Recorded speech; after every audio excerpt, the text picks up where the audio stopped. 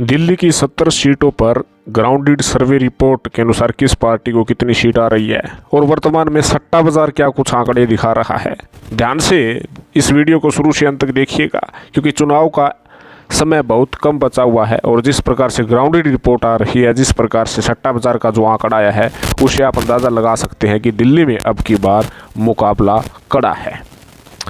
लेकिन उससे पहले आपकी क्या राय है? आपको क्या लगता है दिल्ली में अब की बार किसकी बनेगी सरकार? किस पार्टी को कितनी सीट आएगी? कमेंट्स ज़रूर कीजिएगा। सबसे पहले सट्टा बाज़ार की बात करते हैं। सट्टा बाज़ार ने आम आदमी पार्टी को 38 से 40 सीट आते हुए दिखाया है कि 38 भी आ सकती है, 39 भी आ सकती है और 40 सीट भी आ सकती है। इन्होंने कम से कम 38, ज़्यादा से ज़्यादा 40 सीट आते हुए दिखाया है।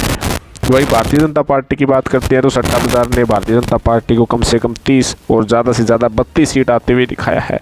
यानी सीधे तरीके से जो 3-4 सीटों का अंतर है सरकार बनाने का, तो कहीं ना कहीं मुकाबला दिलचस्प है। ऐसे जो 3-4 सीटों के आंकड़े हैं अप डाउन होते रहते हैं, तो कहीं ना कहीं जो 36 सीटों के आंकड़े से ज़्यादा ज़रूर आम आदमी पार्टी को 38 से 40 सीट दिखाई जा रही है। लेकिन भारतीय जनता पार्टी को सट्टा बाज़ार अब 30 से 32 सीट आते हुए दिखाया गया है। अब बारी आती है ग्राउंडेड सर्वे रिपोर्ट की। जनमत पोल्स ने ग्राउंडेड सर्वे रिपोर्ट अपना प्रदर्शित किया है।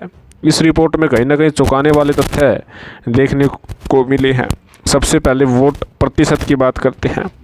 इन्होंने बताया कि वोट प्रतिशत जो है वो आम आदमी पार्टी को सबसे ज़्यादा 44% वोट मिलेगा। भारतीय जनता पार्टी को 43.5% वोट मिलेगा। कांग्रेस को 6.5% तो अन्य को 6% वोट बैंक मिलने की बात इन्होंने कही है। इन्होंने जारी किए गए ग्राउंड रिपोर्ट के अनुसार 17 सीटों में से आम आदमी पार्टी को 36 से 38 सीट आते हुए दिखाया है। भारतीय जनता पार्टी को 33 से 35 सीट आते हुए दिखाया है। कांग्रेस को 0 से 1 तो अन्य को 0 सीट आते हुए दिखाया है। यानी ग्राउंडेड सर्वे रिपोर्ट जो जनमत पोल्स ने डिक्लेयर किया है, उसके मुताबिक भी आम आदमी पार्टी फर्स्ट पोजीशन पर जरूर है, लेकिन ठीक बीजेपी भी है। आम आदमी पार्टी को उन्होंने 36 से 38 यानी 36 से 38 सीट आ सकती है, तो बीजेपी को 33, 34, 35 सीट भी आ सकती है और कांग्रेस को 0 से 1 सीट आ सकती है।